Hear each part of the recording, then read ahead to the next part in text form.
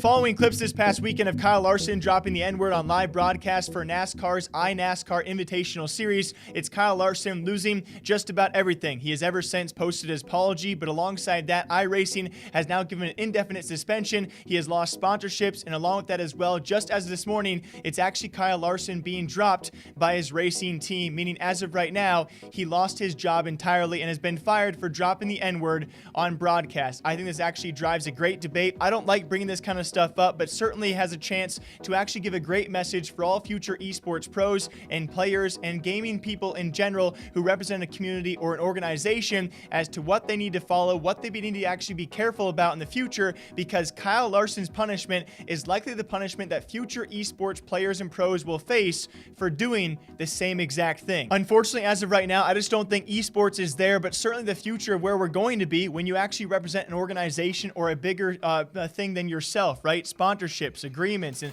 have to abide by contracts and a lot of other things as well. I think the future of esports will get to a point where if personalities or streamers or players or pros say these kind of things, they'll be facing some serious punishments, which we have not seen so far.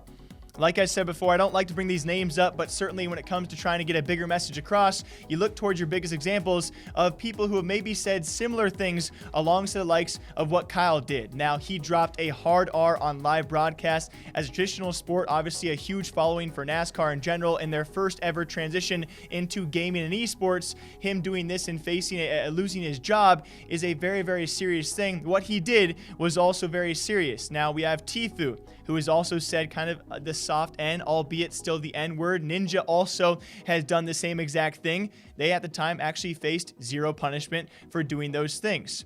Along with that, we look towards the most recent example of the hard R dropped by a professional esports player. That was actually FaZe Dubs. Yes, he was suspended for 30 days on Twitch, but he too actually kept his job with FaZe Clan.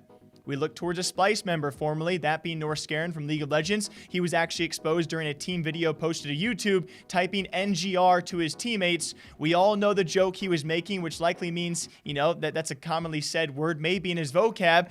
He was also left unpunished, that being less serious. And again, when you try and compare these cases, it's different circumstances to what these guys did as to what Kyle did, but certainly along the same lines, and they faced far less punishment, if not any punishment at all. And so a warning to other esports players out there, we could even walk the line of other slurs and things that either sexist comments, racist comments, homophobic comments that other esports pros, I won't name all the names out there, have said those things and likely faced, if not any punishment at all, a very, very limited punishment as compared to what Kyle faced during, what happened during this iNASCAR Invitational Series. Very lastly, I want to give props to an organization like Envy, the Dallas Empire. This past season, when Call of Duty League was just underway as well, one of their members, known as Mutex, was actually making fun of mental handicaps during a live stream. He has since apologized, but he lost his job for doing so. That's one of the few times we've actually seen a severe punishment for saying things on air, on broadcast, when you represent something bigger than yourself in esports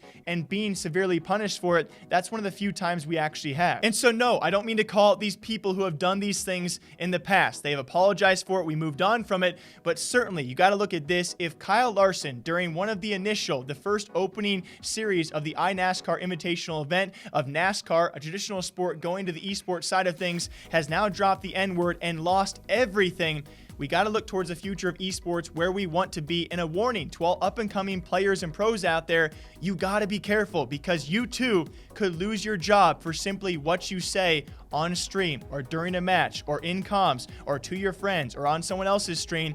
And so let this be a warning to all of you guys. Kyle has lost everything. No matter if you think what he did was completely wrong, no matter what you think of the punishment itself or of course, the clip itself, he's apologized. Hopefully we can move on from this in the future. But as of right now, he has lost everything for it. So let that be a warning to everyone else in esports.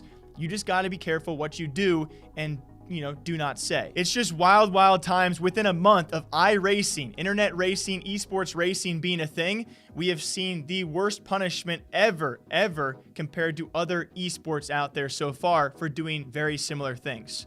Until next time, hope you guys all enjoy. I don't like bringing this news up, okay, more than anyone else out there, but thank you all for watching. Thank you all for leaving your feedback and comments down below. Certainly a very, very thought-provoking argument here at hand, as Kyle Larson has now lost his job, and as well as his team for dropping the N-word on live broadcast during iNASCAR's Invitational Series. Until next time, guys, I'll continue to break down daily esports and gaming news. Take care of yourselves. Be nice to each other. I'll see you guys back here sometime soon.